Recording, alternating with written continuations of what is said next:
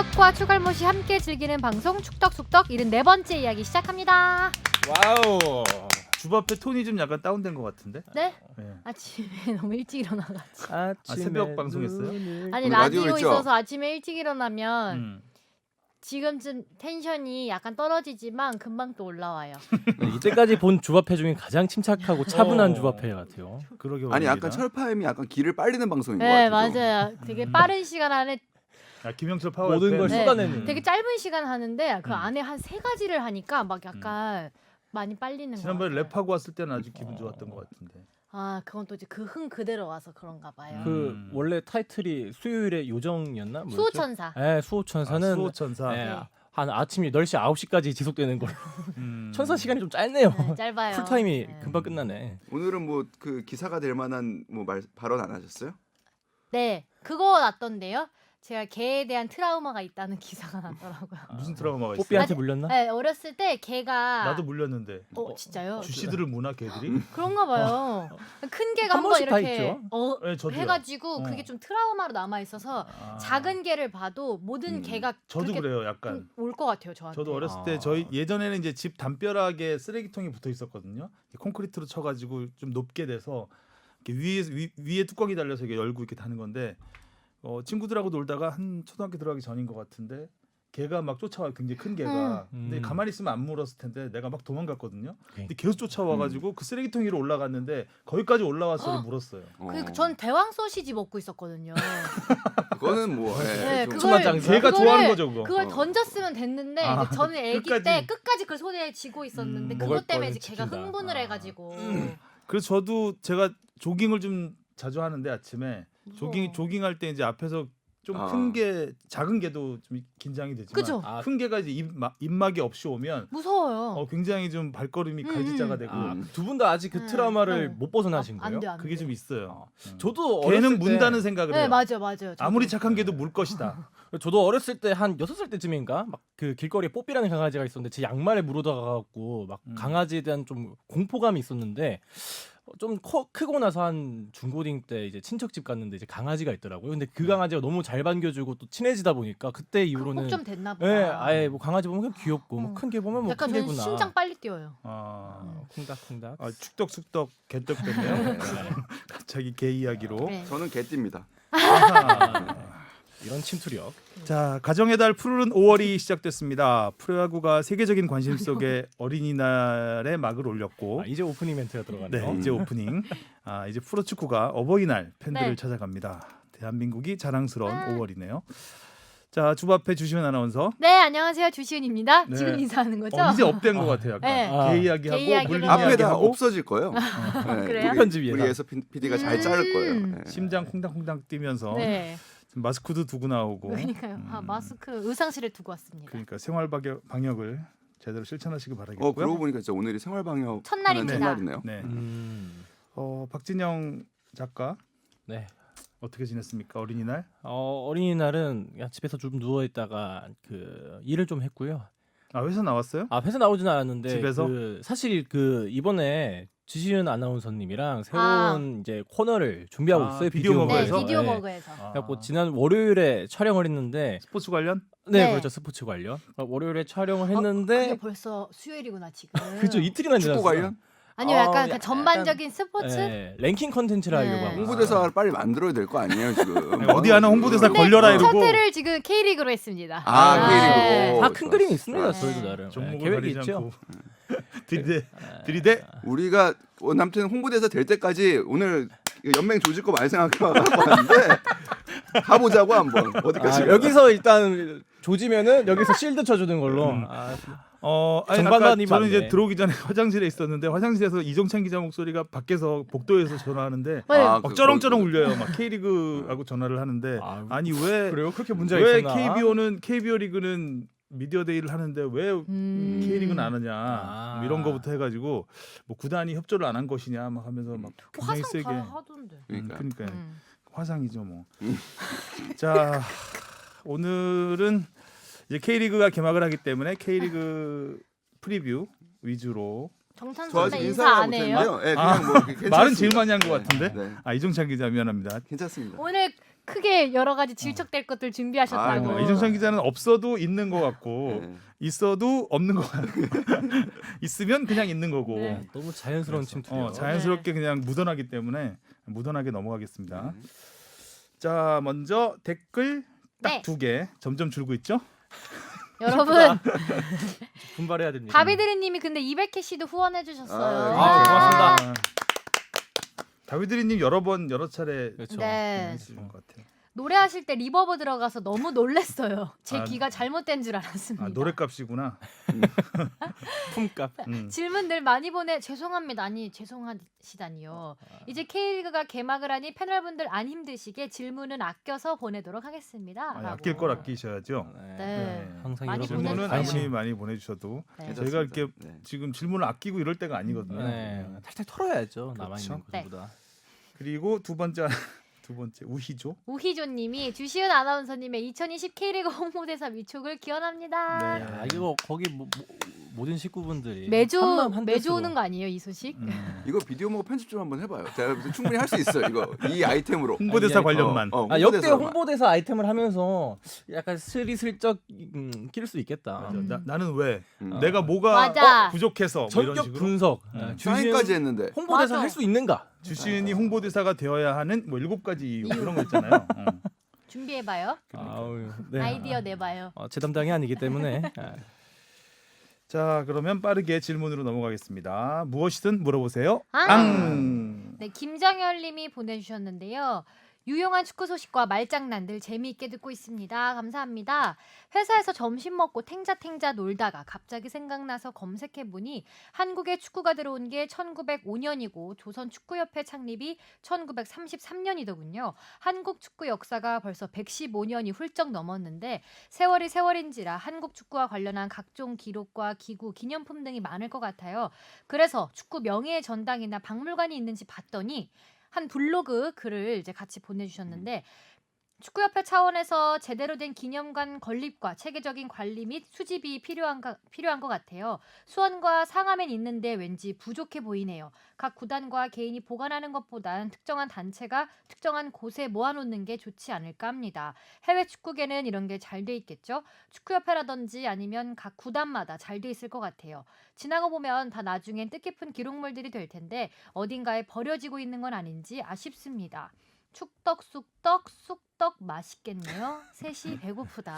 약간 개떡 하나 더 붙여주셔도 네. 좋습니다. 의식의 흐름대로 가시. 네. 탱자탱자 놀다가 참 심도 있는 분석을 그러게요. 하셨어요. 네. 그니까요. 굉장한 축구에 대한 지식이 많으신 분 같은데 그래서 제가 특히 예. 이런 부분 관심 많지 관심 않습니다. 네, 많죠. 많잖아요. 굉장히 이런 관심 거 얘기하다가 산으로 많이 가죠. 네. 이정찬 기자가. 전문, 전문. 어디서 적당히 빠져야 될지를 지금 이 기자의 첫 번째 질척 타임. 네. 어디서부터 일단 쓰셔야 되나. 한국에 축구가 처음 들어온 게 1905년이라고 하셨는데 사실 요거는 조금 잘못된 정보고요. 오. 1882년 제물포에 상륙한 영국 해군 함 플라잉 피시오가 들어오면서 이제 처음으로 알려졌다라는 게 정설에 플라잉 피시. 가깝습니다. 음. 그래서 1905년이 뭔지는 알 것 같아요. 1905년은 뭐냐면 첫 경기, 첫 공식 경기가 열린 것으로 기록되어 있는 게 황성 기독교 청년회하고 대한체육구락부 경기 첫 공식 경기가 1905년 5년으로 현재 우리 축구가 도입한 축구 역사에는 좀더 나와 빠르고. 있습니다. 1882년이 어느 정도 그러니까 이제 세계사하고 조금 연결을 해보면 그 축구가 처음으로 FA가 결성되고 근대 축구가 처음으로 규칙이 된 게 영국에서 된 게 1863년이에요. 그러니까 그로부터 한 20년 정도 뒤에 온 거니까 우리 근대 축구 도입도 굉장히 빨랐던 거죠. 사실 좀 산으로 갈 수 있지만 그 축구의 기원에 대해서도 뭐 말이 많잖아요. 많죠. 네. 중국은 또 축국이라고 예전에 아. 신라 시대에도 뭐 그러니까 돼지 뭐 오줌보 같은 네. 거를 쳤다라는 기록들이 있는데 그러니까 결국에 왜 그 축구 종주국을 영국이라고 하느냐라고 한다면 근대 그러니까 현대의 그 축구 규칙을 정리한 곳이 영국입니다. 그래서 아, 그래서. 그래서 그 당시 근데 그때의 규칙하고도 지금의 규칙하고는 전술적으로도 그렇고 굉장히 많이 달라요. 그러니까 그때는 조금 더 럭비에 더 가까웠다라는 게 뭐 뿌리가 같아서 그런 것도 있지만 우리 흔히 삼선 얘기를 하잖아요. 뭐 433, 뭐 442, 뭐 이런 얘기를 할 또 텐데 짜장면이 생각나죠. 삼선 짜장이요? 삼선만 저는 나오면 개인적으로 짬뽕도 점심 시간이 가까워지니까. 네. 일선이 굉장히 많습니다. 그러니까 럭비처럼. 네. 럭 1선에 뭐 많게는 7명, 적게는 6명. 그래서 그 11명이 뛰었나요? 처음에. 11명이죠. 11명인데 이제 골키퍼를 제외하고는 그러니까 이제 거의 그러니까 럭비처럼 줄을 거의 맞춰서 이렇게 일렬로 그냥 예, 막 몰아붙이는 그래서 굉장히 피지컬한 경기가 됐던 거였죠. 혹시 그때도 앞에서 공 못 받고 럭비 같은 경우는 그렇잖아요. 뭐 그런 건 아니었던 것 같아요. 음. 예, 그런 건 아니었던 것 같은데 그런 문제가 있었죠. 그래서 그런 규칙들을 만들었던 게 당시에 이제 그 이튼 스쿨에 다니는 귀족들이 사실 FA를 결성하고 룰을 정리를 한 거죠. 여튼간에 우리의 축구 역사가 굉장히 아무튼 길고 말씀하신 대로 김정렬 씨가 말씀하신 대로 길고 우리도 관련된 사실 뭐 여러 가지가 있는데 축구협회가 2002년 월드컵이 끝난 다음에 직접 박물관을 운영을 했었죠. 그게 그 서울 월드컵 경기장에 있는 월드컵 기념관을 운영을 했었는데 쉽지가 않아요. 맞아요. 예, 이해 타산이 안 맞고 수지도 잘 안 맞고 그러다 보니까 지금은 그 같은 공간을 풋볼 펜타지움이라고 해서 사실 위탁 외주를 준 겁니다. 그래서 민간 기업이 운영을 하고 거기서 수익도 낼 수 있게. 그래서 뭐 여러 가지 당연히 그 아이템들과 이제 그런 박물관에 소장돼야 될 것들도 있는 반면 지금 현재 풋볼 펜타지움은 사람들의 결국엔 많이 오게 하기 위해서 그러니까 정보를 나누고 교육의 장으로 약간 좀 활용하고 있는 부분이 있습니다.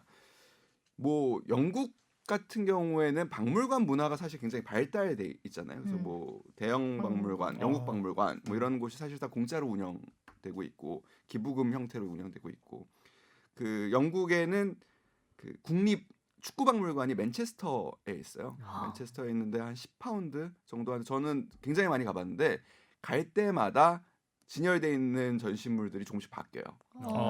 꾸준한 관리가 그게 이제 박물관이 가장 사실 그게 제일 어려운 부분이거든요. 그 학예사라고 하죠. 학예사분들이 계속 이야기를 만들어서 그 뭘 디스플레이를 하고 어떤 전을 열지 이런 시의성 것들을 있는 전시물로 그렇죠. 만드는구나. 그러니까 계속- 큐레이터 비슷하게 그렇죠. 그런 맞아요, 분이 있는 맞아요. 거죠. 예. 네. 그러니까 그런 이야기를 만드는 구조들이 사실 굉장히 중요한데 우리가 아직은 이런 부분이 조금 부족. 그리고 이제 뭐 잉글랜드 정도 되면 뭐 축구의 종주국이기 때문에 전시할 게 얼마나 많겠어요. 많죠. 예전에 처음 찾던 공, 뭐 여러 가지 그런 의미 있는 전시물들이 많을 텐데 우리나라 같은 경우는 뭐 역사가 오래됐다고는 해도 전쟁도 한번 겪었고 그런 혼란한 와중이 있었기 때문에 아마 기록물들이 많지 않을 거예요. 그렇죠. 그리고 우리가 아쉽게도 그런 기록에 대한 가치를 안 지가 사실 그렇게 얼마 안 얼마 되죠. 되지 않았습니다. 사실 세계 축구사에 한국이라는 이름이 거론된 것도 사실 얼마 안 됐잖아요. 네.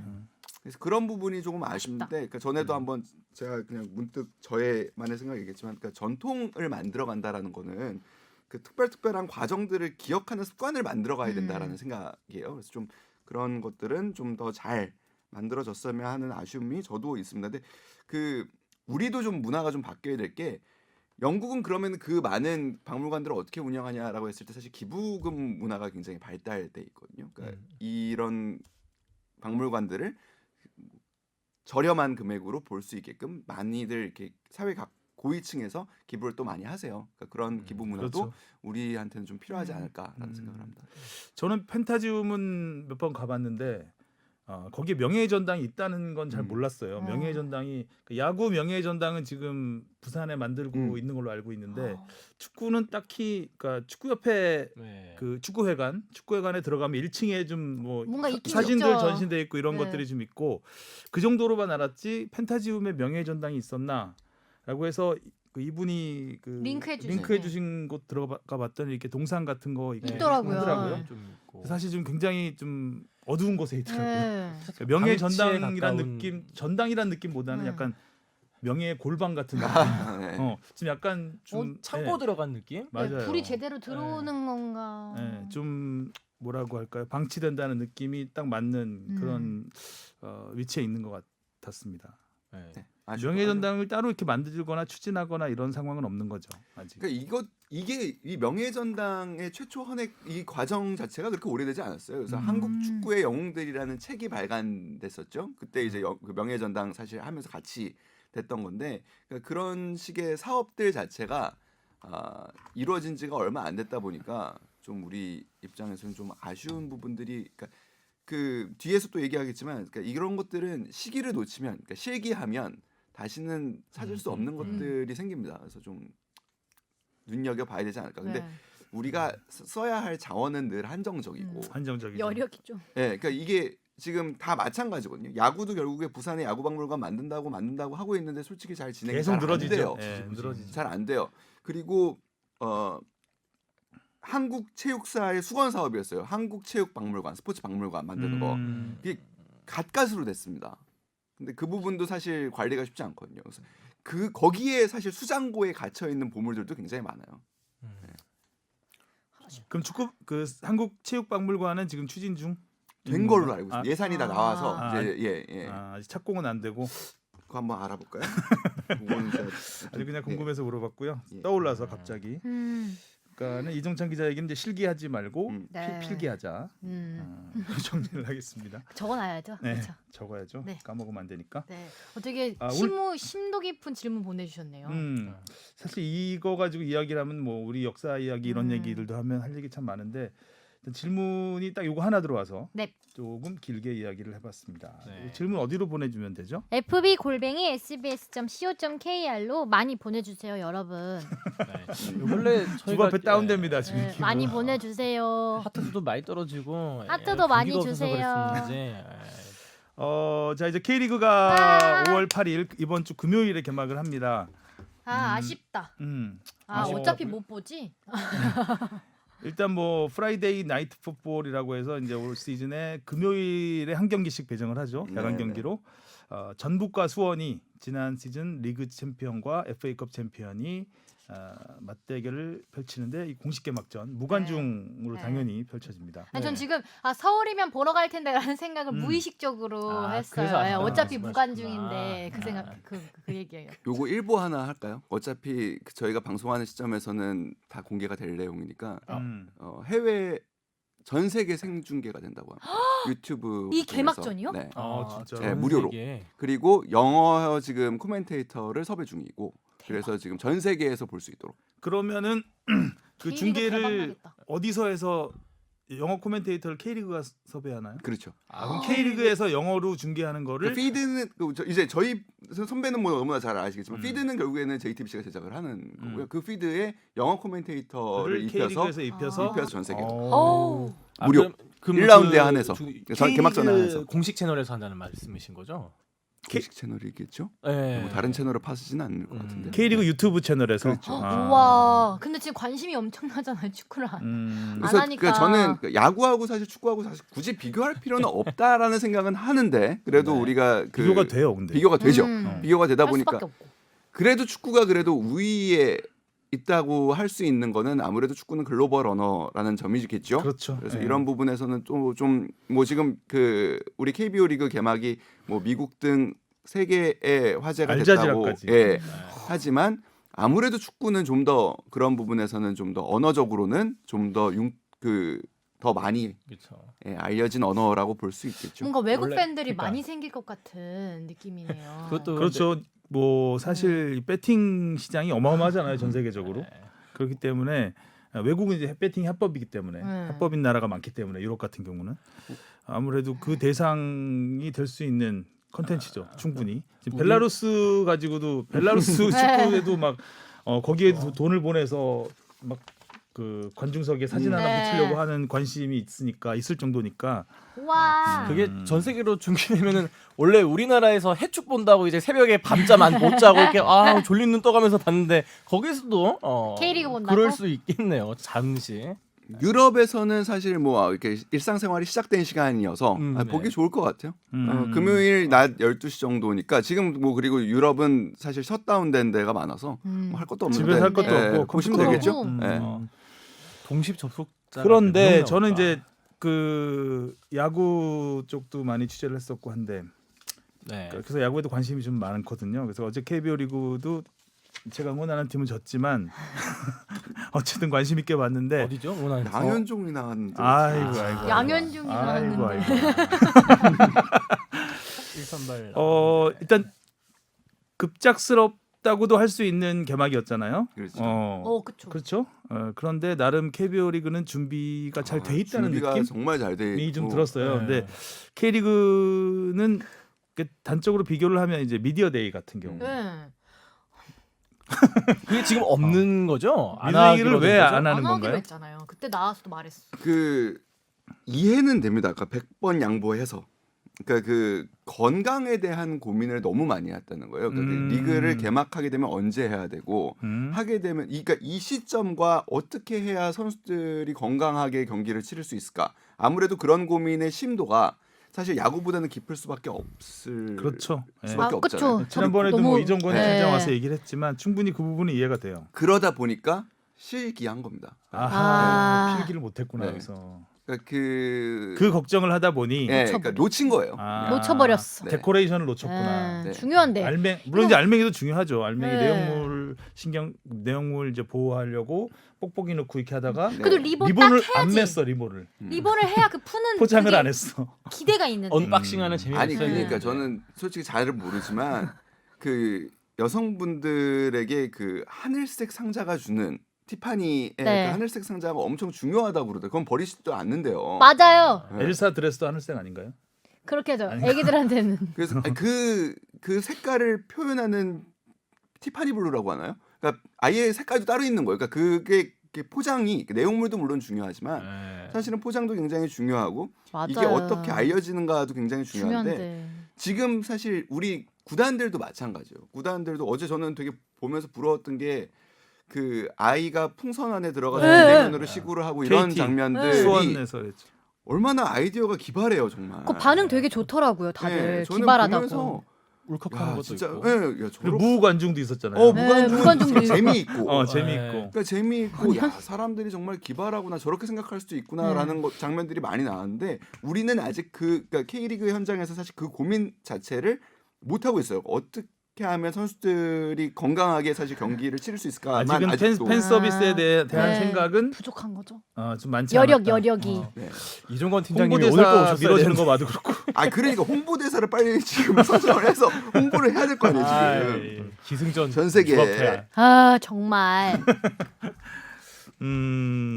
언박싱 하나 재미. 그래도 맞아. 이번에 그 뭐야 K리그 1에서 공식 인트로 영상 만들었잖아요. 그 타임 지금 투 그거에 플레이 더 대해서. 게임. 그거는 나름 호평 받고 잘 만들었다. 저도 보고 왔어요. 2달 동안 열심히 만들었다 하더라고요. 진영이 니주 잘 까는데 이제. 네. 아니 보고 깔아놔야죠. 왔는데 그러니까 저는 무슨 느낌이었냐면 되게 그냥 그럴싸하게 만들었다 이런 느낌? 포장 잘했다. 그거는 그러니까- 포장 잘했다. 그러니까 뭔가 이런 CG라고 해야 되나? 네, 편집을 어. 뭔가 그 공은 들였다. 근데 좀 어떻게 보면 겉보기에 이런 느낌이었어요. 이제 모기업들의 그 특징들을 살려서 했잖아요. 네. 뭐 이렇게 뭐 철강 네. 포스코 같은 경우는 네. 지역 철강, 특색. 전북 같은 경우는 차라리 자동차 이렇게 했는데 선수를 더 보여주는 게 낫지 않아요? 그러게요. 그럼요. 그러니까 그런 부분이 조금 네. 저는 왜 그 지역 특색을 살렸나라는 생각을. 뭐 저도 뭐 기사를 좀 찾아보니까 K리그가 원래 지향하는 게 막 연고지와 이렇게 또 협업하는 거를 뭐 그런 거를 중요한 좀 더 선수들 이야기를 좀 더 많이 네. 해줬으면 네. 좋았을 것 같다는 미디어 데이도 안 하는데 네. 너무 짧았어요. 네. 인트로가 아니 지금 근데 전 인트로니까 세계에 짧았겠지만 생중계 네. 된다면서요. 그럼 선수들을 좀 더 부각을 시켜야 하죠. 그래도 뭐 저는 개인적으로 그래도 그럴싸한 느낌은 있어요. 요새 보는 거는 딱 봤을 때 힙한 느낌이 중요한 거잖아요. 그러니까 멋있어 보이고. 겉만 화려한 느낌. 네, 겉만 화려한 느낌. 얄팍해요. 작가가. 조회수만 생각하는 거지. 뽕에 네, 취를 그래서 써야죠. 약간 다 보고 난 다음에 뭘 보여준 거지라는 생각을 조금 맞아요. 했습니다. 다 보고 에이, 나서 이거야? 기억 남는 약간 이런 거는 느낌이 상주 들었어요. 상무 총 따발따발 쏘는 거 그것만 기억 남죠. 네. 그러니까 기술과 구현과 이런 부분에서 굉장히 높게 평가하고 그러니까 이제 우리 K리그도 여기까지 생각하는구나라는 점에서 뿌듯한 맞아요. 부분은 분명히 있죠. 그리고 잘 만들었죠. 잘 만들었다라고 생각을 편집 하는데, 잘했다. 네, 편집 편집 잘했고 잘했다. CG 잘 만들었다. 네, 맞아요. 이야기가 없다. 철학이 안 담겼다, 내용이 안 이 담겼다. 얘기는. 그래서 여기까지만 하는구나라는 생각이 들었죠. 아니 그러니까 그 랜드마크도 나오는데 그러니까 랜드마크도 나와요. 서울 뭐 이제 서울 타워 나올 때 서울 타워도 나오고 그러는데 대구가 나온다. 어디가 나와야 될까요? 저는 대팍. 그냥 대팍이 나와야죠. 리카 나오고. 대팍이 나와야죠. 사고- 그러니까 시민구단 나왔나? 쪽에서 보여준 게 별로 없어요. 맞아요. 실제로 아. 그죠. 기업구단 쪽은 그 기업 관련된 것들을 많이 보여줬는데 그리고 아까 뭐 주바페도 얘기했지만 K리그는 그러니까 결국에 이 인트로는 뭐 나왔냐면 우리 리그는 이런 리그입니다라는 거잖아요. 그럼 주인공이 나와야죠. 주인공이요. 네. 우리 리그에는 이런 선수들이 뜁니다라고 하는 대표할 만한 주인공들이 나와야 되는데 그 부분들이 생략된 게 굉장히 좀 아쉬워요. 그러니까 기본적으로는 그 해마다 프리미어 리그가 개막하면은 각 중계사들이 인트로 영상, 이거 인트로 영상이라고 하는데 인트로 영상들을 만듭니다. 그래서 그 뭐 스카이 스포츠도 만들고요. 그다음에 뭐 BT 스포츠도 만들고요. 그다음에 매치 오브 더 데이는 해마다 이제 이 하이라이트 프로그램의 오프닝을 새롭게 만들죠. 굉장히 유사하게 만들었어요. 유사하게 만들었는데 비교를 한번 해보시면은 아마 쉽게 하실 수 있을 거예요. 만족하시는 분들도. 그러니까 왜 이 영상을 만들어야 됐는가라는 부분에서 조금 좀 아쉬워요. 그러니까 강원이 나오는데 갑자기 폭력 발전기가 나오는 거는 좀 뜬금없다라는 생각이 들어요. 그러니까 뭐 평창에 가면은 있는 거는 맞지요. 맞지만 굳이 그게 우리 축구와 무슨 의미가 있을까? 그렇죠. 참고로 그 랜드마크 디테일 이번에 CG 같은 경우에는 KBS 선거 방송에서 만든 그 도시별 랜드마크 CG가 굉장히 잘 만들어졌습니다. 이거 한번 요거는 그냥 이렇게 슥 이건 뭐 나중에 검색해 보시면은 나오긴 할 텐데 오늘도 나오셨어야 되는데 팀장님. 언제? 치고 빠졌어. 요거 예 제가 나중에 그 네. URL을 드릴게요. 한번 보세요. 그 하면은 도시별로 아 이렇게 우리 도시들이 이쁘구나라는 거를 보일 수 있거든요. 그러니까 차라리 랜드마크로 가려면 그렇게 가든가 우리 회사도 하나 하지 않았어요 선거 방송? 우리보다 낫게 만들어서 얘기하는 거예요. 예. 선거팀이 짬밥이 있었잖아. 아, 선거팀이 맞아, 갔다 맞아. 왔잖아. 그러니까 주인공이라고 하면은 선수 그리고 무대라고 할 수 있는 경기장. 그러니까 이런 부분들이 좀 이야기 그리고 너무 이런 부분들이 좀 생략돼 있다. 엠블렘이 그리고 너무 크게 나왔다. 좀 약간 네. K리그를 강조해야 될 부분과 네. 조금 그냥 흘러갈 수 있는 부분을 네네네. 조금 이게 매치가 잘 안 되지 않았나. 약간 주객 전도가 되는. 그러니까 K리그를 좋아하는 사람들이라면 그런 엠블렘만 봐도 뭔가 딱 이해하는 게 있는데 그냥 지나가는 사람들이 보기에는 그 엠블렘도 별로 크게 와닿지 않을 것 같고 그 뒤에 그림 같은 것도 무슨 얘기하는지 잘 모를 것 같아요. 차라리. 아니면 좀 코로나19를 극복하는 뭐 이런 그 과정, 이 어렵게 K리그가 열리게 됐다라는 그런 스토리 이런 것들이 좀 들어갔어도 괜찮을 것 같다는 생각이 들었고 조금 사실 이 인트로는 내년에 틀어도 될 것 같은 인트로였잖아요. 사실 딱히 뭐 수정할 게 많지 않을 명경기들이 오래 보고 만들었던. 많았는데 길게 봤다. 개인적으로 반영구적으로 쓰겠다. 그 저는 숨어 폭력 있는 발전기 그런 부러질 때까지. 랜드마크 같은 요소들이 약간 뭐 이스터 에그 보는 듯한 느낌도 있고 약간 찾아보는 그런 재미도 개인적으는 있었거든요. 그러니까 그러려면 네. 디테일이 훨씬 더 강해야 됐다. 조금 아쉬움이 있었다. 인트로 아쉬움이 있었다. 오늘 우리 인트로 무지 길죠 지금. 뭐. 시작부터 약간 네. 까이고 들어갔는데 여기 아니 그 홍보대사를 제대로 임명을 안 해서 이런 일이 벌어지는 거예요. 이렇게 분석을 홍보가 하는데 부족하다. 그러니까 아유, 정말. 틀린 말 하나도 안 하잖아요 지금. 아, 진짜. 자 알겠습니다. 일단 첫 경기 오월 각 반. 팀별로 이제 분석을 하기보다는 이정찬 네. 기자의 제안대로 1라운드 매치업을 네. 중심으로 각 팀별로 좀 장단점, 강해진 점, 약해진 점 이런 것들을 좀 살펴보도록 하겠습니다. 네. 일단 전북과 수원. 전북은 어떤가요? 일단 좀 빠진 선수도 있고 들어온 선수도 있고 한데 네, 뭐 전력을 그래도 봤을 때? 일단은 지난 겨울 이적 시장을 가장 뜨겁게 보낸 두 팀이죠. 전북과 울산. 네. 일단은 전북? 전북 네, 울산. 전북은 일단 우승을 그러니까 계속 이어가기 위해서 열심히 영입을 했습니다. 근데 일단 뭐 손실 부분이 크긴 커요. 문선민과 로페즈는 사실 K리그에서 어마어마한 특히 로페즈의 빈자리를 과연 채울 수 있을까라는 생각은 들지만 그럼에도 불구하고 뭐 김보경, 푸니모토가 지켜지는 중원 이 중원은 역대급 중원일 것 같다라는 생각이 좀 들고 근데 이제 네. 아기가 잘 맞아 들기까지 시간은 좀 걸릴 수 있겠죠. 뭐 그리고 이제 이동국 선수가 아무래도 그 시간이 이제 점점 줄 거라고 생각한다면 조규성 선수의 영입도 그런 면에서 팀 철학을 이어가는 데서 의미가 있겠다라는 생각은 듭니다. 그리고 뭐 이제 관건은 결국에는 이 외국인 선수들이 또 어떻게 해주느냐겠지요. 나머지 부분에서는 굉장히 좋아 보이고 전북은 준비가 그래도 잘 되어가고 있는 것 같다라는 생각은 듭니다. 로페즈의 공백이 또 문선민의 공백 네. 이 두 날개의 공백이 가장 우려스러운 부분일 거예요. 우려스럽죠. 그렇죠. 사실 거의 골을 거의 다 둘의 호흡으로 넣었던 골들이 많았어가지고.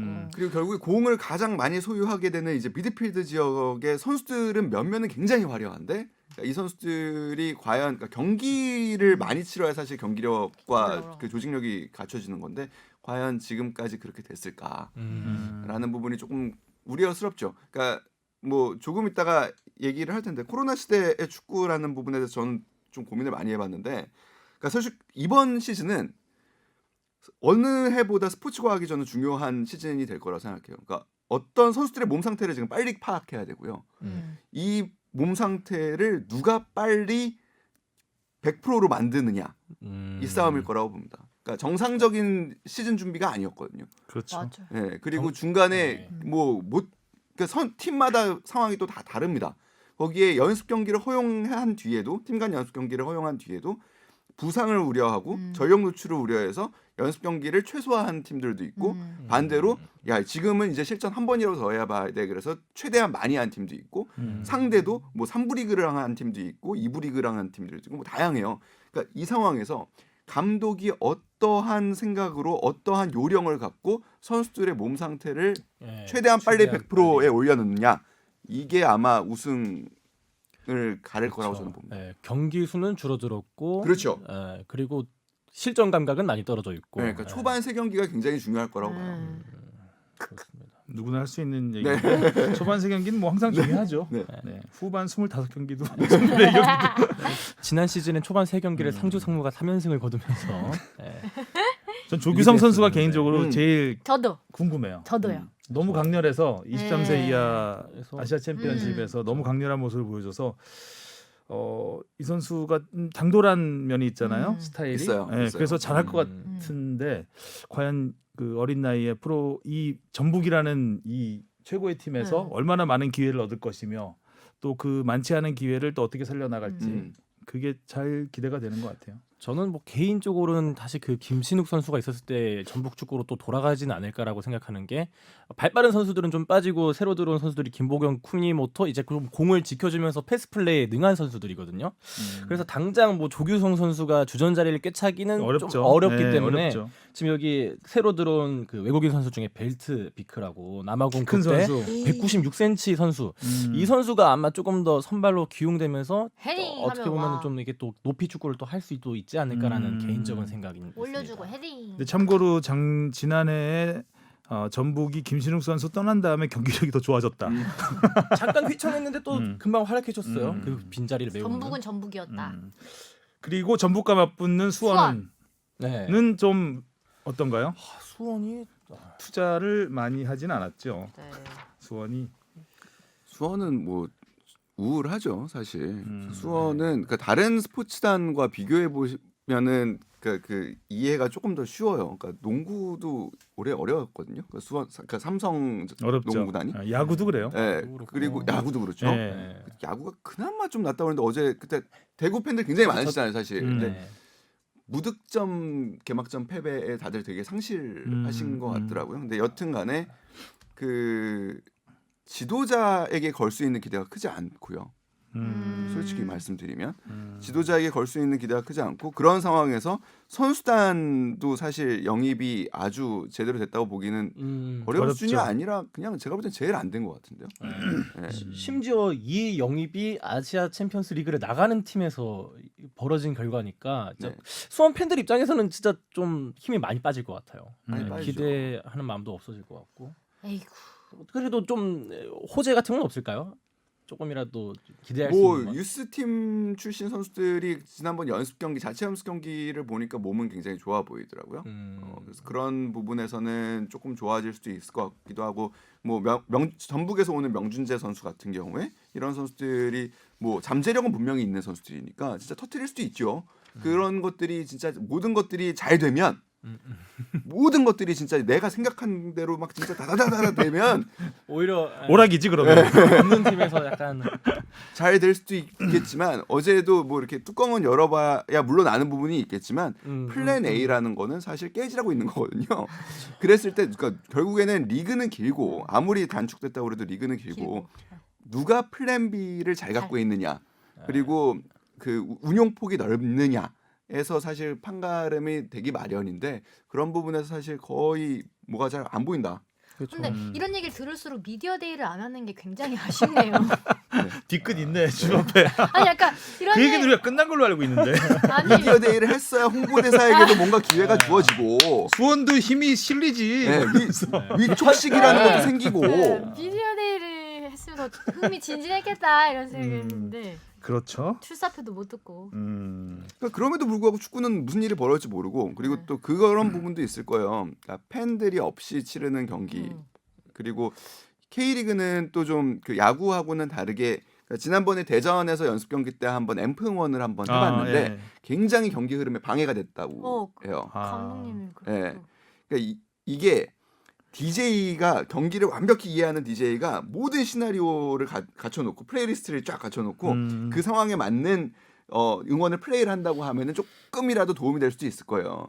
그러니까 그래서 사실 응원단의 콜 리더라는 존재가 있는 거거든요.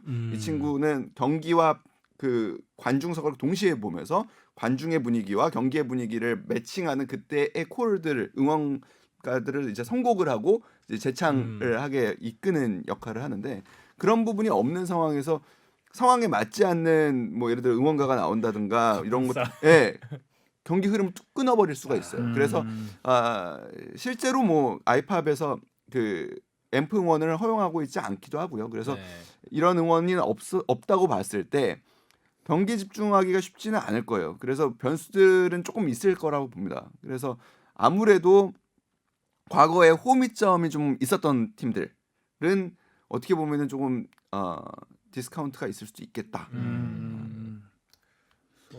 축구가 굉장히 민감한 종목이에요. 그렇죠. 야구에 비해서. 예. 축구는 진짜 그 이번에 준비하는 과정을 봐도 그렇지만 그러니까요. 선수들 보호도 당연히 있고 이 경기를 앞두고는 일체 선수들이 인터뷰를 안 해요. 네, 기본적으로. 그러니까 야구 같은 경우는 그냥 그 배팅 연습하고 잠깐 쉬는 동안에 인터뷰 좀 합시다 하면 하는데 그러니까 축구 선수 같은 경우는 이제 어렵죠. 예, 사실 좀. 그러니까 야구 같은 경우 이제 투수들이 좀 그렇거든요. 투수들이 굉장히 예민하고 그러니까 야수들에 비해서는 투수가 이제 인터뷰를 경기 전에 안 하죠. 대부분.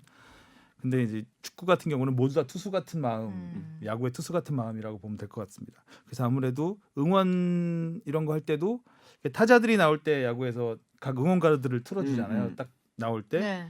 근데 뭐 투수가 나올 때라든가 이런 데는 안 틀어 그런 건 없거든요. 그런 것처럼 이렇게 야구는 또 이제 뚝뚝 끊어지잖아요.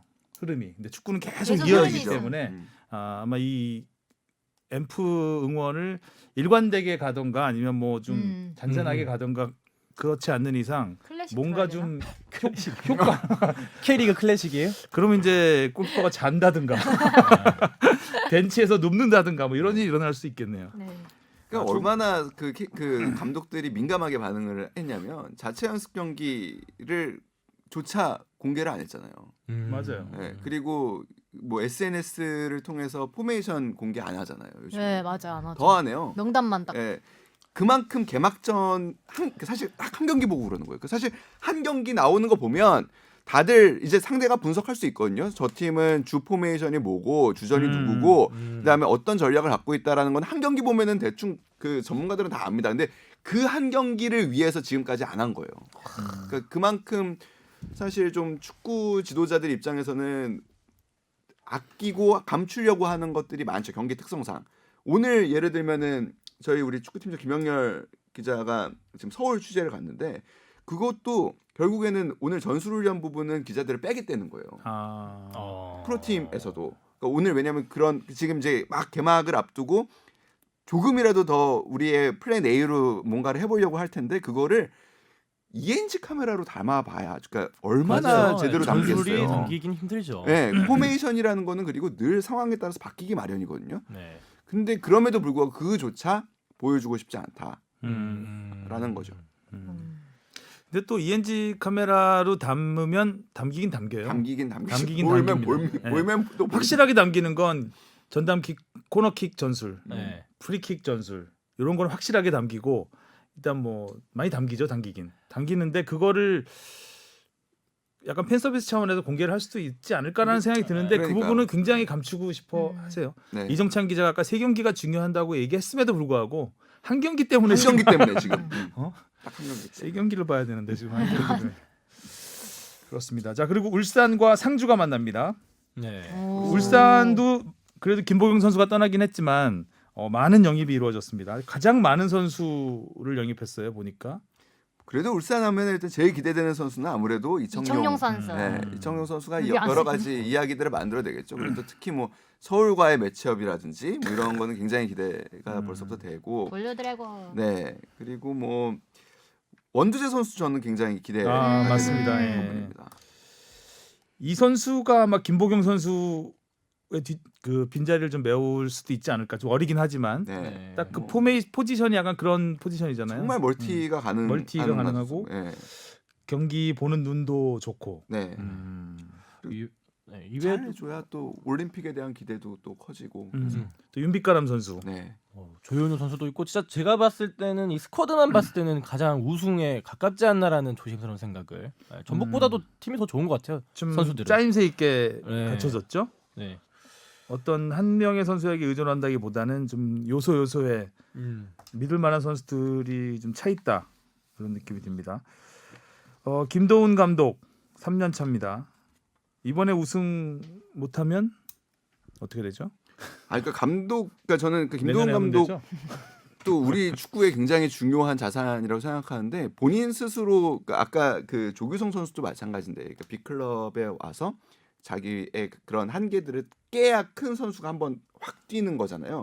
김도훈 감독에게도 그런 지금 상황 앞에 있다고 생각해요. 그러니까 굉장히 우승 문턱까지는 잘 팀을 운영을 하셨었는데 지난해에도 아주 아쉽게 마지막에 놓쳤고 네.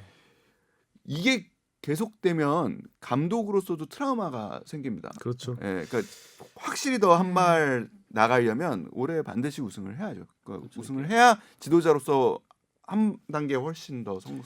그렇죠. 우승컵을 놓치는 과정도 그랬고 챔피언스리그에서 떨어지는 과정도 그랬고 그렇죠. 너무 처참하게 너무 충격적이게 네. 떨어졌잖아요. 네. 그래서 팀을 전체적으로 강팀으로 만든 건 사실인데 결정적인 순간에 한 방이 없다. 네.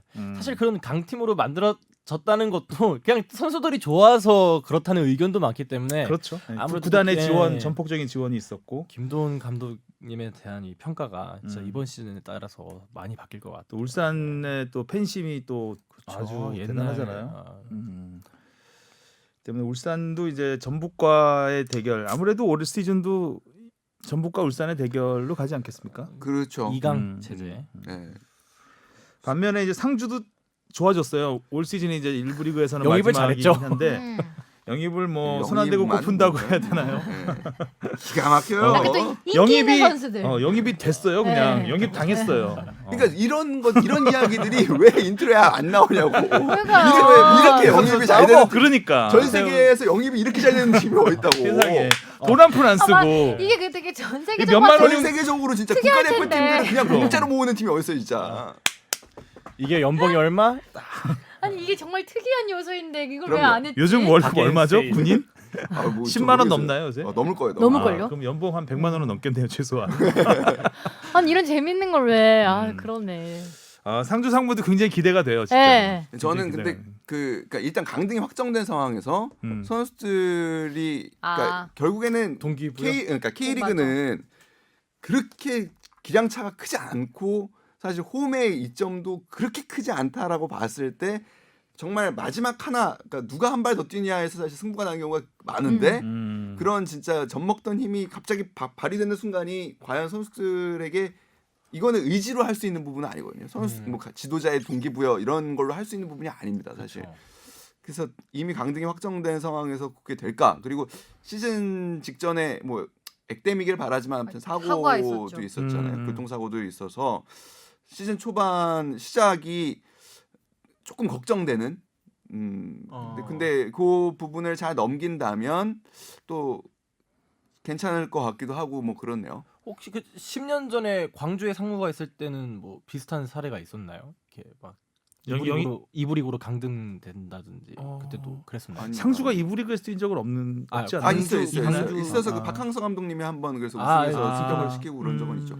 광주가 막 원래 상무 있었던 거 아니었나요? 광주 상무. 광주에 상무 그거는 있었죠. 예, 그거는 이제 그 계약 연고지 계약을 해서 예. 그렇게 한 거고요. 근데 그 이후에도 이브리그로 떨어졌었던 건가요? 이브리그 그렇게 떨어졌죠. 떨어진 적이 그래서 있죠. 예. 그때 팀 사기라든지 뭐 그런 건 뭐 광주 상무 때보다는 상주 상무 때가 좀 더 그 음, 뭐라 그래야 되나요? 팀의 퀄리티? 좀 높아졌다. 네. 어. 네. 광주 상무 때는 왠지 그땐 좀 그리고 초기에는 사실 승강제가 그 이루어지지 아, 않고 그런 게 있을 있죠. 때였고요. 네. 그랬네요. 음. 10년 전이면은. 네. 힘내라 힘. 그렇군요. 그리고 또 인천 대구? 인천 대구. 인천 인천 소리가 되게 크게 나면서 제 뱃속에서 네, 배꼽 시계가. 인천과 대구 시민구단의 대결. 인천은 뭐 그, 인천도 뭐 많은 변화가 있죠. 네, 어쨌든. 변화가 사령탑도 있어요. 변화가 네, 있고. 사령탑 변화가 아무튼 제일 크죠. 그래서 사실 유상철 감독이 지금 항암 치료 받고 계신데 네. 경기장에 굉장히 나오고 싶어 하세요. 특히 인천 경기를 보고 싶어 아. 하고. 무관중인데 근데 관계자로. 관계자로 해서 뭐 그 검사 받으시고 나오면은 뭐 충분히 보실 수 그리고 그런 현장에 가야 더 빨리 건강을 찾으실 거라고 생각을 하셔서 좀 열심히 지금 그 추스르고 계신데 또 그런 또 이야기가 사실은 인천에는 있는 거죠. 그러니까 이 팀이 매년 사실 드라마 같은 생존 드라마를 써왔는데 올해는 또 어떤 이야기를 써낼지에 대한 궁금증이 분명히 있고요. 그리고 대구 같은 경우에는 대구도 반드시 사실 올해 잘해야 되는 이유가 있죠. 그러니까 대구 이 팬들에게 대구 시민들이 굉장히 많은 코로나19로 인해서 어려움을 겪었기 때문에 이들에게 어떤 또 축구단이 희망과 힘을 줄 수 있을까라는 부분에서 사실 잘해야 될 이유가 분명히 두 시도민 구단, 우리나라를 대표하는 두 시도민 구단인데 두 팀 다 간절한 이유가 있을 거라는 점에서 재밌을 것 같습니다. 무엇보다 이제 대안을 영입했는데 그렇죠. 대안이 될 수 있을지가 주목이 되고 나이가 있잖아요, 대안이. 그렇죠. 200 나이는 뭐 골, 누구나 다 있긴 하고요. 200골을 많죠. 앞두고 있죠.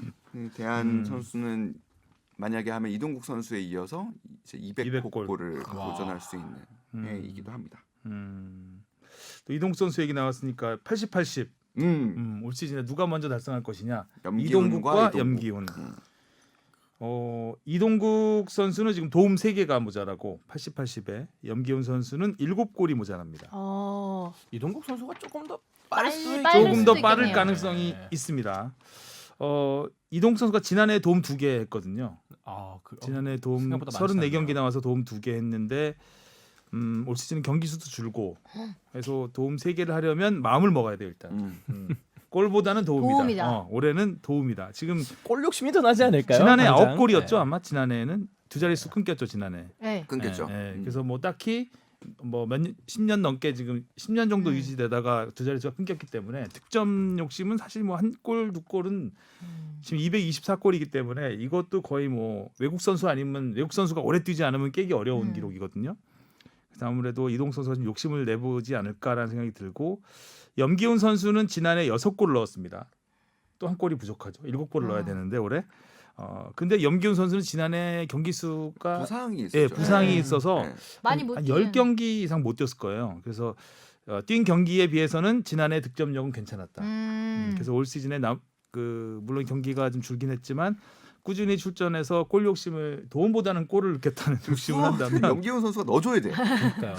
그러니까 지난 도움 받을 사람이 없구나. 그리고 그 염기훈 선수에겐 또 굉장히 유리한 위치라고 볼 수 있는 게 프리킥이죠. 그렇죠. 네. 왼발 프리킥. 프리킥 기회가 나면 아무래도 염기훈 선수가 가장 확률적으로는 좀 뭐 괜찮아요. 페널티 기회가 나도 염기훈 선수가 기회를 가질 가능성이 많고. 있고. 그때 가장 2월에 있었죠. 아침 경기에서 빗셀 고베였나요? 그 경기에서 또 수원에서는 염기훈 선수가 가장 활약하기도 했었죠. 그렇습니다. 기록 잠깐 알아봤고요. 네. 그 다음에 경기가 어디 있어? 광주 성남. 광주 성남. 아 기대되는 경기입니다. 음. 일단 한 팀은 올라온 올라온 팀. 팀이고 한 팀은 또 사령탑이 또 바뀐 팀인데 네. 광주는 뭐 일단은 그 올 시즌에 기대되는 부분이 많죠. 일단 경기장도 새롭게 바뀌고 그다음에 일단 지난 시즌 그러니까 K리그에서 아무래도 외국인 선수가 차지하는 비중이 높다고 했을 때 일단 지난 시즌에 잘했던 선수들을 다 잔류를 네, 시킨 지켰죠. 게 광주로서는 조금 기대를 해볼 만한 요소 아닐까. 그 반면에 또 영입도 별로 없었잖아요. 잔류가 많이 많이, 되면서 영입은 네, 뭐 영입이 그렇게 뭐 많지는 않았는데 그 젊은 선수들이 이 팀에도 있어요. 예를 들면 엄원상 선수라든지 이런 선수들이 역시 좀 깨고 나와야 됩니다. 그러니까 그냥 빠르기만 해서는 절대로 일부 리그에서는 장기를 살릴 수 없고요. 그렇죠. 빠름과 뭐가 있어야 돼요. 빨리 갔으면 마무리를 마무리를 하든가 뭐 연계를 결정적인 해주든가. 패스를 해주든가 네. 이게 조금 더 돼야 그렇죠. 됩니다. 엄원산 선수는 확실히 그런 부분에서는 그 연령별 대표팀 나와서도 조금 아쉬운 모습을 보이긴 했었죠. 그렇죠. 20세 이하 때는 이제 조커로서 아주 빛을 발했는데 네, 막 측면을 올림픽 팀에서는 조금 약간 좀 약했다. 아쉬웠죠. 아. 빨리 갔으면 빨리 돌아오기라도 해야 되는데 빨리 가고 말면 안 되죠. 그리고 저는 광주에서 그 펠리페, 네, 펠리페 펠리페 선수 득점왕 했잖아요. 네. 작년에 아마 19골 제2의 성공. 말컹이 될 것인가. 그렇죠. 음. 그때 경남의 그게- 말컹을 기대하는 사람이 많을 텐데. 그래서 광주에서는 이제 펠리페 선수가 또 작년에 MVP를 못 받았잖아요. 그 벌금 낸 것 때문에 네. 못 징계가 받았어요. 있어서. 그래서 개인적으로는 욕심을 많이 내지 않을까라는 생각이 좀 들어요. 그러니까 지난 시즌 잘했던 외국인 선수 셋이 그대로 남았고 그러니까 한 명이 추가됐죠. 마르코라는 외국인 선수가 있는데 이 친구는 코스타리카 국가대표도 한 선수여서 그 뭐 브라질 월드컵도 나왔던 선수로 제가 기억을 하고 있어요. 그래서 이 선수가 어떻게 할지도 좀 기대가 되는 부분입니다. 그리고 박진섭 감독 올해도 아, 양복 그대로 양복 입을지. 그대로 입으실지. 그러니까 일단 시작이 조금 늦어가지고 다행히 그러니까 아마 시작을 조금 가볍게 시작하실 수 있을 거예요. 지난해보다는. 가디건 정도로. 네. 안에 지난해는- 동그라도 안 그러네. 입으시면 네. 되니까. 그러니까 지난해는 이제 너무 일찍 일단 그 연습을 달리시기 시작하시면서 여름에까지 뭐 여름에까지 입었죠. 겨울 양복을 입었는데 지금은 일단 아마 예상하실 거예요. 약간 가볍게 시작해야 해서 추워지기 전까지만 잘하죠. 네. 첫 경기를 이어야 할 텐데요, 근데 그 전에. 박진석 감독은 저는 선수 시절에 굉장히 강렬하게 기억을 하고 있어서 감독으로서의 모습은 광주 경기는 이렇게 많이 못 봤거든요. 그때 선수로서 보고 싶어요. 인상 깊었던 건 정말 축구 못하게 생겼잖아요. 약간 좀 못하는 산. 굉장히 어떻게 보면 좀 순하고 네. 승부, 스타일. 승부욕도 별로 없어 보이고 그리고 보면 뛸 때 보면 뛰는 것도 약간 뒤뚱뒤뚱해요. 그리고 몸이 좀 말랐어요, 되게. 선수 시절에는 특히 말랐어요. 그래서 좀 이렇게 축구 선수 같지 않은 축구 선수. 어떤 직업이 어울렸으려나? 아니 조기회에 가장 많은 유형의 체형과 사실 그런 약간 그런 부분을 갖고 계시죠. 근데 축구하는 거 보면 굉장히 영리하고 네, 꾀돌이죠. 꾀돌이라 그랬죠. 그래서 그 한국 축구에서 제대로 된 오버래핑을 거의 전 처음 보여준 선수가 박진섭 선수가 아닌가라는 생각이 들 정도로 이렇게 툭 쳐서 올려서 전방으로 이렇게 넘겨주는 거를 진짜 굉장히 잘했어요. 그래서 어시스트를 굉장히 많이 했고 네. 이동 선수가 또 당시 많이 받아먹기도 했었고 그 당시 팀이 참 좋았죠. 박진섭, 이동국, 설기현, 이영표 이렇게 있었으니까 올림픽 팀에 그때 제가 축구 취재를 하면서 되게 인상 깊었던 선수 중에 하나였습니다. 반면에 성남도 이제 김남일 감독이 감독. 가장 눈에 보일 것 같아요. 아 좀 김남일 궁금해요. 감독이. 굉장히 궁금해요. 그러니까 그 지도자 준비를 굉장히 착실히 그래도 해온 지도자고, 그러니까 2002 월드컵 스타들 중에서는 그러니까 좀 젊은 층의 스타들 중에 당시에 그러니까 바로 이제 2002 월드컵 끝난 다음에 바로 지도자하신 뭐 황선홍 감독이나 최용수 감독이나 뭐 이런 분들을 제외하고는 그 젊은 층에서는 가장 착실하게 사실 준비를 하신 분이거든요. 그리고 정경호 코치가 지금 같이 있는데 2006년 월드컵에 함께 나가기도 했었던 이분이 선수들 사이에서는 전술을 굉장히 잘 짜는 걸로 유명합니다. 그래서 성남이 어떤 색깔의 축구를 보여줄지가 일단 궁금한데 일단 공격적인 축구를 하겠다고 얘기는 하고 계세요. 아, 예. 작년에 좀 수비 지향적인 그쵸. 축구를 많이 보여주셨잖아요. 그쵸? 남길 감독 때. 네, 그쵸. 남길 그랬죠. 감독. 성남이 끈끈했죠. 수비가 굉장히 좋았죠. 끈끈했죠. 네. 조직력이 진짜. 좋았죠. 예. 네, 수비 지향적이라기보다는 조직력이 탄탄했죠. 네. 굉장히. 네. 왜냐하면 스타 플레이어가 없기 때문에 네. 딱히 걸어 뭐, 잠그는. 양동현 선수가 들어왔군요. 여기 네. 성남에 네. 양동현, 오랜만에. 임선영. 나름 뭐 좋습니다. 베테랑들이 예, 권순영 베테랑들이 선수도 들어왔어요. 굉장한 베테랑이죠. 제주에서 뭐 중원에서 뭐 경기를 음. 굉장히 많이 뛴 선수고 일단은 양동현 여기는 빠져 김영광? 있는데 김영광 김영광 선수 골키퍼. 도 예. 그러니까 결국에는 이 베테랑들이 또 어떻게 팀에 좋은 영향을 주느냐. 뭐 김남일 감독은 원래 말 시원시원하게 하니까 양동현 선수가 10골은 무조건 넣어줄 거라고 생각하고 있다라고 얘기하더라고요. 쉽게 하네요. 아니, 시원시원. 넣어야 될 것 같네요. 네. 김영관 골키퍼가 뭐 0점대는 해줄 것이다. 네. 안 되면 뭔가 뒤에서 빠따가 한 게 나올 것 같은 그런 느낌적인 느낌이 음. 있긴 한데. 예. 자, 그다음 경기는요. 포항 부산. 포항.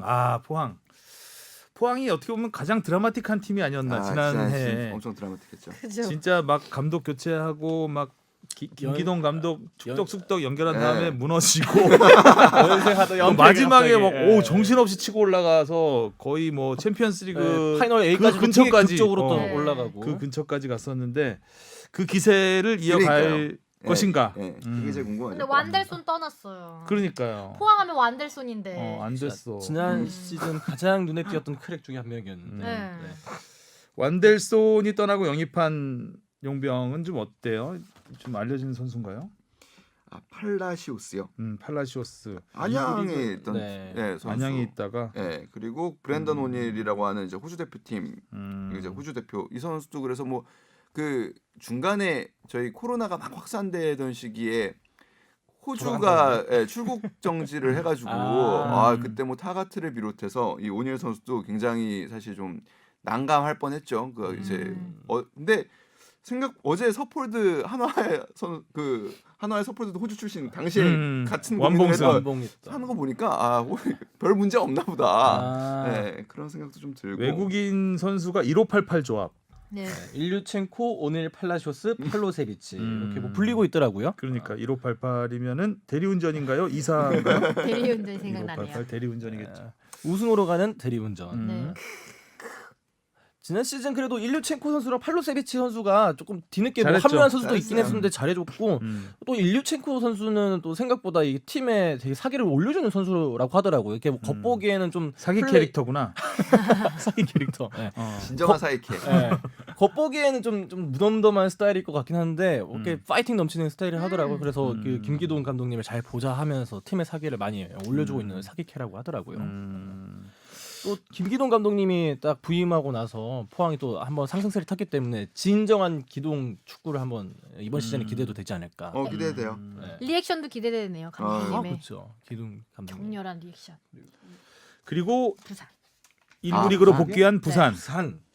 전 부산도 진짜 부산이 오히려 저는 진짜 많이 기대가 됩니다. 다 기대되는데 다 기대. 부산은 딱히 영입이 많지가 네, 뭐 맞네요. 유석영 크게 안한 선수나 강민수 선수 같은 이제 좀 베테랑들이 좀 영입이 된 게 좀 눈에 띄긴 하는데 베테랑들의 강민수 예, 선수. 예.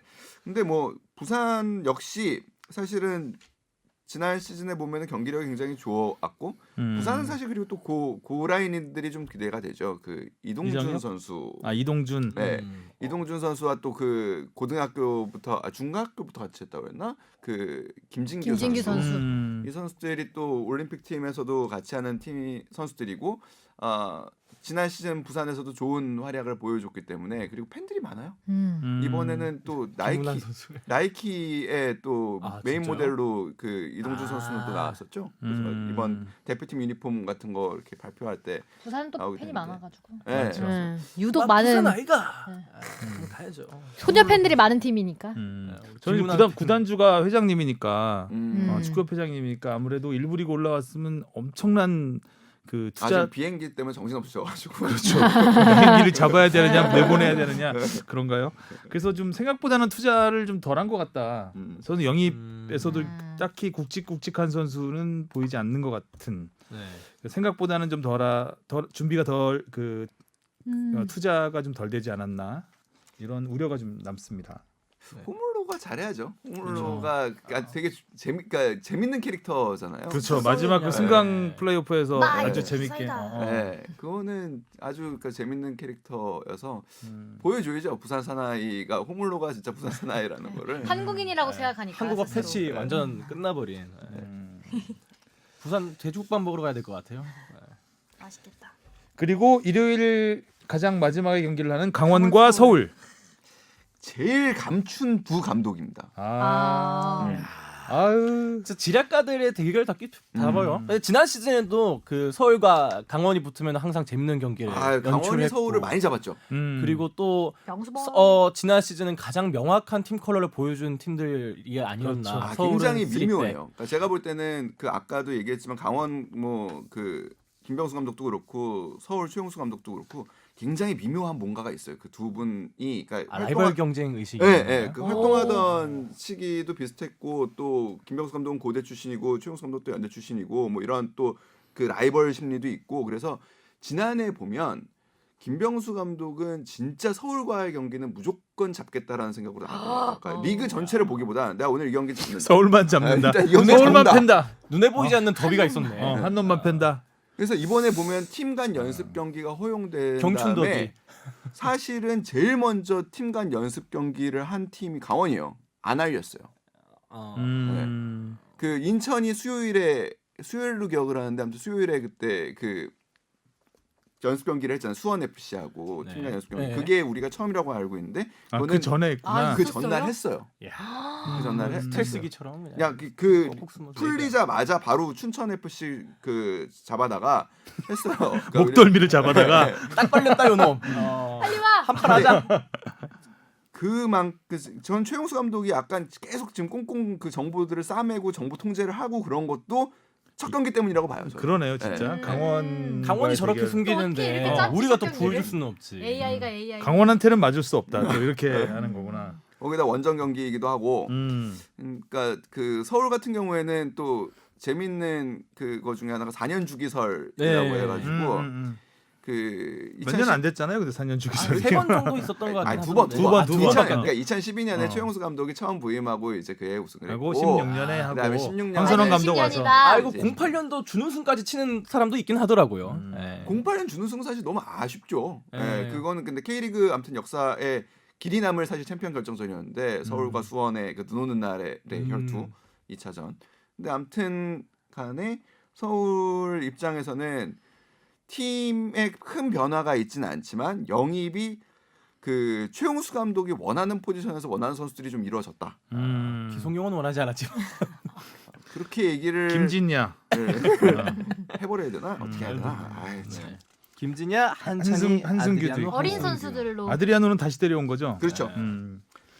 그리고 아마 이제 박주영 선수가 마지막 불꽃을 태울 그런 지난 시즌에 시기가 생각보다 부상이 없었어요. 그렇죠. 박주영 선수가 늘 어떻게 보면은 조금씩 크고 작은 부상들을 안고 있는 선수인데 지난 시즌에 관리가 굉장히 잘 됐었거든요. 그래서 이번 시즌은 좀 리그도 어떻게 보면은 좀 줄고 했으니까 조금 더 이렇게 좀 집중력을 높인다면 충분히 제 몫을 할 수 있지 않을까? 그리고 마지막 우승, 그러니까 4년 전 우승 때 그 결승골이 아마 박주영 선수. 맞아요. 오. 예, 네. 전주에서 보통 복구막 그러지 않았었나? 그랬죠. 네. 예, 거기 제가 갔었죠. 경고인데 좋은 보통 기억이라서. 벗음 경고. 뭐 마지막 경기니까. 네.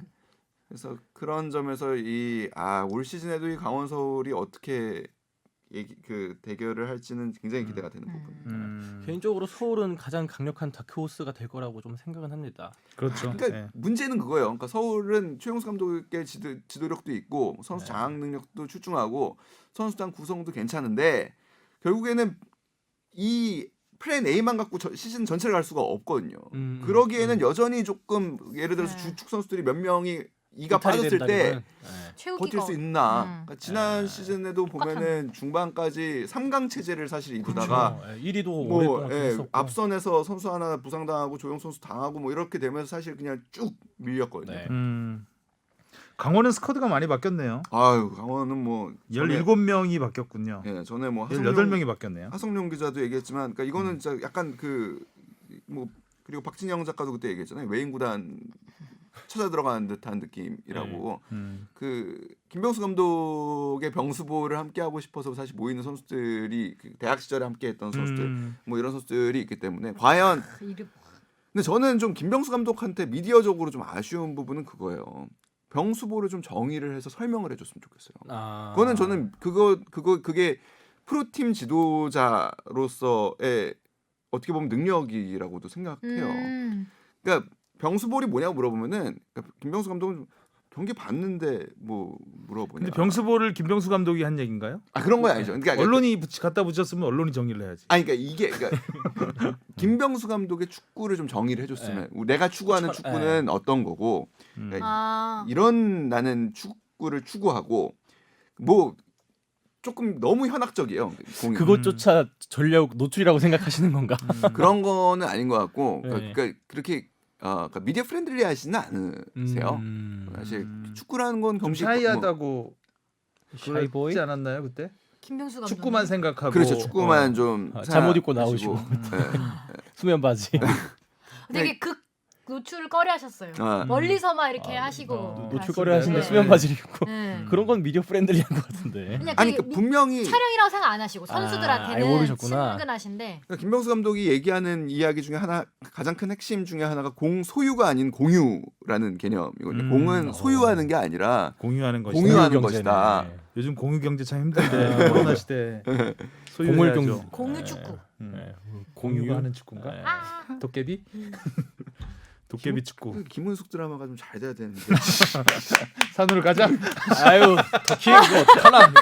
더킹이 그냥 넷플릭스에서는 잘 되는 것 같으니까. 일단 아무튼 근데 네. 간에 선수들은 이해하고 있는 거잖아요. 그러니까 선수들한테 음. 소통을 통해서 이해를 시켰다면 팬들한테도 좀 더 적극적으로 사실 좀 설명하고 설득할 필요가 있지 않을까? 그래야 내부적으로는 하지 않을까요? 그러니까요. 그래서 좀 더 저는 그러니까 이정찬 기자한테 얘기 안 했다고 노출 안 한다고 생각하는 건 좀 아니고. 그러니까 조금 더 잘 포장하고 싶은 마음이에요. 강원에 있는 홍보 팀장님이 좀 분발하셔야 되겠네요. 이거. 거기도 홍보 문제야. 근데 또 병수볼 이렇게 붙여지기가 쉽지가 않으니까 그렇죠. 다른 데는 없잖아요. 또 용수볼 이런 거 없으니까. 용수볼도 뭐 용수볼 안 나름의 되는데요? 색깔은 있죠. 용수볼도 색깔은 있죠. 근데 그렇죠. 정수볼은 정말 스타 플레이어 없이 그러니까 그러니까 조직력 참 특이한 조직력으로 끝까지 무너지지 않고 마지막에 뒷심발휘하는 약간 좀 이정찬 기자 말대로 여기저기서 좋은 것들을 좀 다 갖다 붙여서 그 표현들을 하고 있는 게 아닌가라는 생각이 좀 듭니다. 그래서 본인의 정의를 듣고 싶다는 이정찬 기자의 말이었고요. 자 이렇게 해서 6경기 와 대충 알아봤고요. 오랜만에 그래도 리그에 대해서 알찬 내용. 내용 네. 프리뷰했네요. 확실히 경기가 생기니까 이야기가 풍성해지네요. 금토일에 볼 거 있겠다. 네. 그리고 이제 K리그에서 이제 심판 운영에 아. 대해서 간단하게 일단 뭐 큰 틀은 가장 크게 바뀌는 거는 K리그 심판 운영을 이제 대한축구협회에서 한다. 아하. 이 부분이 이제 가장 크게 바뀌는 네. 부분이죠. 그리고 V리그란다. 브이로그요? VAR 전담 심판제를 운영을 한다. 네. 이 VAR 오심의 대표적인 사례도 사실 서울 강원전이었잖아요. 페이시치 선수의 옵사이드. 맞네요. 조용 선수가 헤딩 떨궈진. 네, 아니 이건 최용수 감독이 좀 일을 갈만하네요. 네. 강원전은.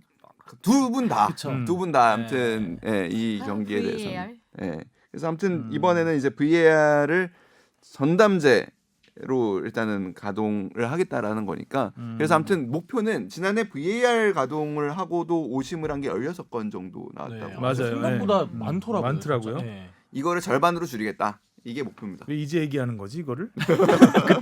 그때 고백을 했어야지 좀 더 혼났을 텐데. 그때는 약간 좀 뺑뺑이로 돌아가면서 했었나 봐요. 그냥.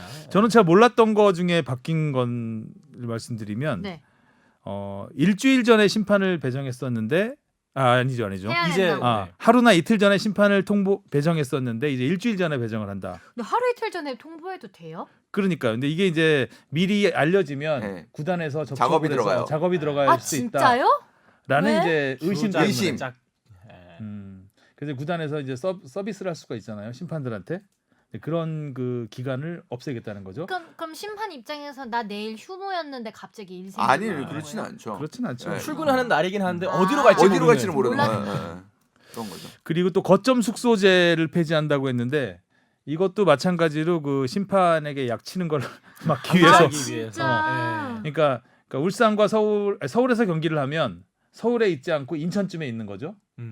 인천쯤에 있다가 경기 이제, 날 이렇게 오는 경기 거고 날 시간 오는 맞춰서 거죠. 예. 오시는 왜냐하면 거예요? 서울에 있으면 타겟 범위 안에 들어가기 때문에 그거를 좀 약간 심판들은 좀 기분이 나빴을 것 같은 생각이 들어요. 이걸 실시할 때 우리를 기본적으로 잠재적인 범죄자 취급하는 느낌이 들 수 있잖아요.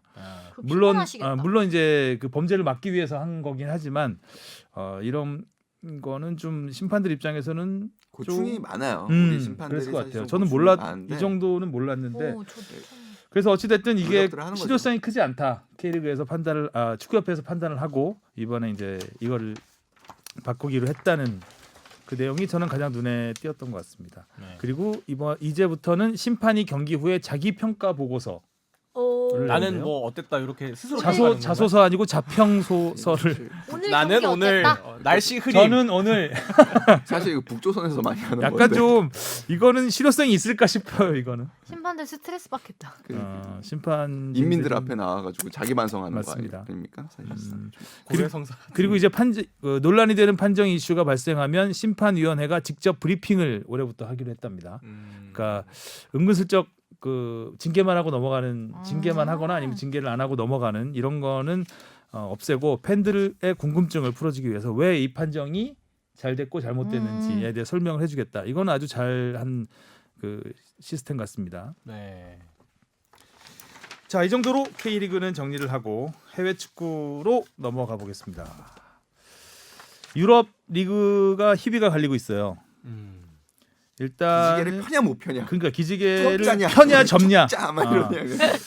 여기 멈춰 있어. 그러니까 말까. 이불 밖은 위험해. 다시 시작. 일단 프랑스 리그는 날개를 접었습니다. 네. 정부 방침에 따라서 네. 정부에서 이제 9월 달까지 맞아.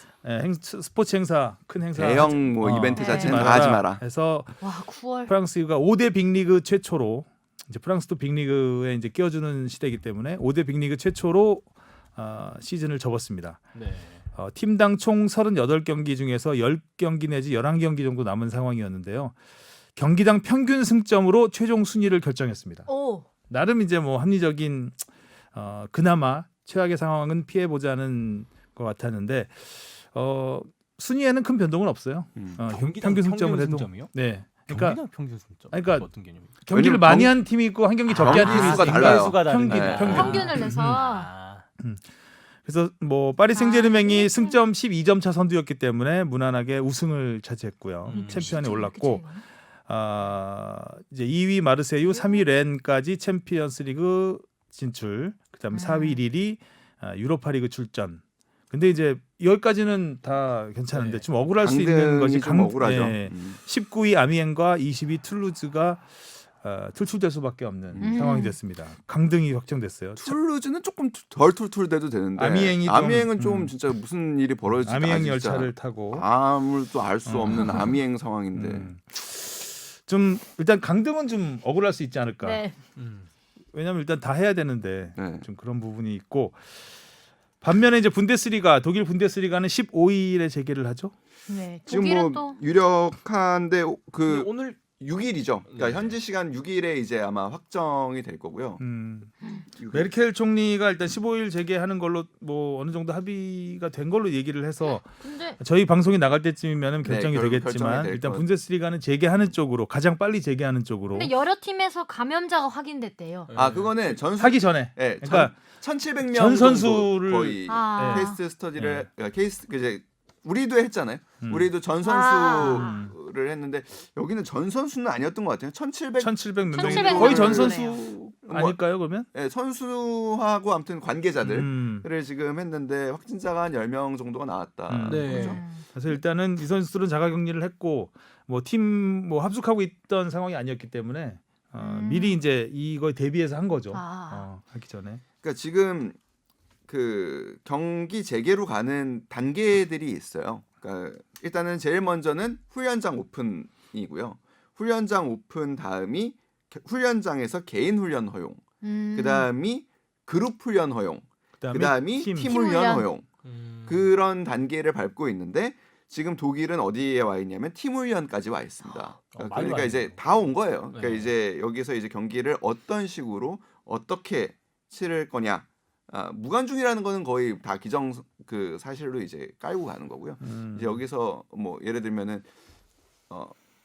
팀 간의 이동은 어떻게 할 거고, 그러니까 지금 K리그 가이드라인이 나오듯이 어떻게 할 거냐에 대한 부분이 마지막으로 남은 거죠. 그래서 그 5월 중순이 지금 아까 그 주영민 선배가 말씀한 대로 제일 유력한데 한 주 정도는 밀릴 수도 있다는 얘기도 있어요. 한 22, 3일 정도로 밀릴 수도 있다라는 얘기도 있습니다. 그리고 프리미어리그는 일단 6월 8일 재개를 목표로 하고 있습니다. 괜찮을까요? 영국 상황이 좋지는 썩 좋지는 않아요. 않은데. 그러니까 독일은 그래도 많이 네. 유럽 국가 중에서는 제일 코로나 관리를 잘하고 네, 잘하고 있다라는 있는데. 평가를 받으면서 앞서 나가고 있는데 프리미어리그는 가장 늦게까지 했잖아요. 네. 축구를 가장 늦게까지 리그를 하다가 가장 나중에 중단된 리그인데 지금 영국 상황이 나아지고 있다고는 해도 그래도 아직도 사망자 수가 미국 다음으로 많은데 네, 지금 거의 3만 명이 넘어갔다고 하더라고요. 토탈 네. 누적. 네. 이탈리아를 넘었다고 합니다. 지금 그러니까 제일 중요한 건 그러니까 그 코로나 시대에 축구는 많이 바뀔 거라고 저는 아무튼 생각을 해요. 그러니까 넷플릭스 보니까 이번에 코로나 다큐도 하나 나왔더라고요. 코로나19 다큐도 봤는데 그 우리가 이제 종식을 선언하고도 다시 이제 유행이 될 가능성이 굉장히 높은 네. 백신이 나오기 전까지는. 그렇죠. 그러면은 지금 사실 가을 겨울까지 아무리 모든 뭐 투자를 한다고 하더라도 가을 겨울까지 백신이 나올 가능성이 굉장히 낮고, 낮죠. 예, 그렇게 되면은 2차 유행도 사실 우려할 수밖에 없는 상황이거든요. 그러니까 결국에는 선수 건강이 무엇보다 우선돼야 될 거라는 생각이 들어요. 그 다음이 제가 보기에는 그 관중의 존재 유무, 그다음 가치, 그다음 거로 좀 생각을 해야 될 거고 여러 가지가 있을 텐데 선수 건강에 대해서 지금 굉장히 회의적입니다. 사실 경기를 하는 거에 대해서. 그래서 지금 뭐 그 프리미어리그 팀 닥터들이 일단은 재개를 좀 망설이고, 그러니까 지지하지 않고 있는 입장. 선수들조차도 우려를 많이 선수들도 하더라고요. 걱정하고 있죠.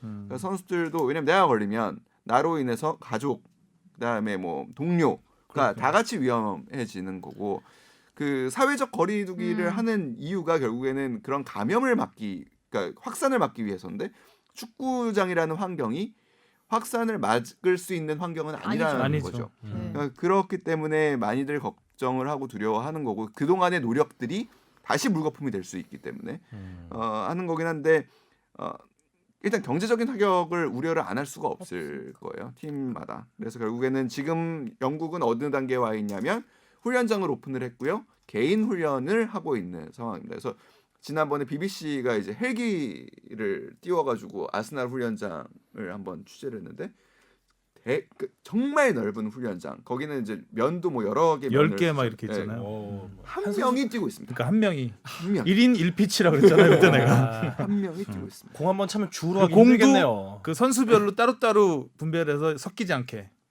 이 선수 공은 딱 이렇게 네, 이렇게 네, 할당량이 있구나. 지금 오늘 BBC 기사 보니까 뭐 프리미어리그는 아직 논의를 하고 있지 않다고 하는데 프로 선수협회장 테일러 고든 씨 있잖아요. 이 부분 한 80대신 분. 이분이 선수 안전을 위해서 전후반을 45분 이내로 줄여야 된다라고 주장을 했답니다. 그러니까 경기 시간은 예를 들면 지금 90분 경기를 뭐 80분 혹은 뭐, 그런 식으로 하자. 네, 뭐 이런 식으로 줄이자는. 그러니까 선수가 이제 빡빡한 일정 때문에 이제 피로가 쌓이니까 쌓이면 쉽게 바이러스에 노출될 수 있으니까. 뭐 그런 얘기를 했는데 프리미어리그에서는 뭐 아직 논의 대상 자체가 아니다라고 얘기하고 지금 그래서 논의 대상 중에 들어가는 거는 중립 경기장 얘기는 나와요. 그러니까 한 4경기장 정도를 중립 경기장으로 정해서 거기서만 경기를 해서 일주일에 2경기씩 그냥 네. 빡세게 돌리자. 아무래도 이동은 좀 최소화가 최소화가 되니까. 음. 네, 그럼 아무래도 접촉은 조금이라도 줄 수 있지 않을까라는 생각을 하는 거죠. 근데 그 부분에 대해서 그 프리미어리그 구단들의 생각은 강등하는 팀이 없다면 우리는 찬성하겠다. 그 얘기 나왔으니까 말인데 데일리 메일에서 얼마 전에 단독이라고 한 건데 그 지금 프리미어리그 하위권 6팀이 최하위의 6팀이 엄청 빡빡하죠. 리그 재개를 반대하고 있대요. 오 하이였어. 이게 찬스다. 이렇게 그래서 보는 보면 건가? 15위 브라이튼부터 20위 노리치 시티까지인데 네. 현재 15위부터 19위까지 승점이 4점 차입니다.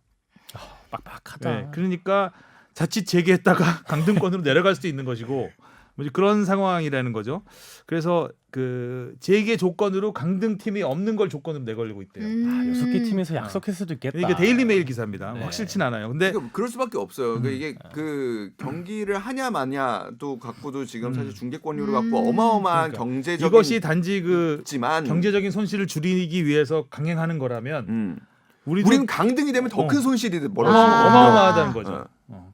그러니까 이제 강등 없이 재개할 거면 차라리 강등 경기를 없이 안 하자. 하는 손실을 우리 입고 모두 내년에도 해피엔딩. 1부 리그에서 뛰는 게 낫다는 거죠. 그치. 그래서 지금 그 재밌는 게 데일리 메일이 좀 기사를 재밌게 쓰잖아요. 네. 그래서 프리미어리그 탑 6가 바름 6를 설득하고 있답니다. 리버풀 우승해야 되는데. 근데 리버풀도 진짜 짜증나게. 리버풀도 좀 참 이런 상황에서 우승하는 거를 어떻게 어느 정도 기뻐해야 되는지. 네. 우승 그야말로 지금 바이러스가 역사적인 시즌을 보내고 있는 건데 네. 리버풀이. 그러니까 뭐 아까도 얘기했지만 코로나 시대가 되면서 스포츠 과학은 아무튼 발전할 어떻게 보면은 그 환경은 더 갖춰진 거라고 생각이 들어요. 여기에 더 투자를 해야 될 거다라는 어제 그러니까 그 다큐멘터리에서 나온 것 중에 하나가 그거예요. 우리 전 세계가 우리의 안전을 지키기 위해서 국방비에 어마어마한 투자를 하잖아요. 우리의 생명을 지키기 위해서 백신이나 의학에 어마어마한 투자를 해야 된다라는 게 이제 그 다큐멘터리 내용인데 스포츠에서도 사실 이런 바이러스는 앞으로도 계속 나올 것이고 뭐 코로나19가 코로나 20로 또 다시 나올 수도 있는 거고 2일이 될 수도 있는 거고 시즌별로 나오는 거 아니야? 네. 아우, 끔찍하네요. 끔찍하다, 진짜. 아우. 마스크도 아니, 어제도 이제 전 세계 문재인 대통령도 같이 함께했던 화상회의를 해서 트럼프만 빠졌다 그러는데 거기서 이제 기금을 조성을 했죠. 네. 10조 원인가 전 세계적으로 각 나라별로 객출을 해서 10조 원 기금을 모아서 뭐 백신을 만드는데 전 세계가 공조를 하겠다. 트럼프 빼고 그런 얘기를 들었는데 정말 세계적으로 이거는 힘을 모아야 되는 네. 이걸 어떻게 장사로 이용할 수 있는 것도 아닌 것 같고 전 세계적으로 뭔가 싱크탱크를 만들어서 WHO를 이제 믿을 수가 없잖아요 우리가. 거기는 후 이즈 후. 아 근데 그 다큐에서 그분도 나오는데 그 결국에 이번에 가장 큰 오파를 한 게 WHO잖아요. 네. 처음에 괜찮다고 너무 그러니까. 돈이 없어서 그렇대요. 조직이 너무 작대요. 아, 그러니까 전 세계에 그 진짜 이름 이상한 보고- 사무총장 있잖아요. 가브리엘 뭐더라? 이디오피아 예. 복지부 장관 출신. 가브리엘인가? 그 사람이 너무 처음에 중국 잘한다 이러다가 코로나가 잘았잖아요. 잘한다. 그때 좀 세게 나갔었어야 됐는데. 그 미리미리 조치를 취했어야 되는데 네. 참 하여간 뭐 여러 가지 이번에 허점이 많이 드러나서 어떻게 좀 다음에는 좀 대비를 잘해야 되지 않을까. 코로나로 끝내나요? 우리 축덕수덕 산에서 마무리하도록 해야 될 것 같습니다. 자 수고하셨고요. 네. 하산하겠습니다. 다음 주에는 K리그 진짜 축구 소식이네요. 이야기로 와. 돌아오겠습니다. 오래 기다렸습니다. 진짜. 수고하셨습니다. 안녕히 계세요. 고맙습니다.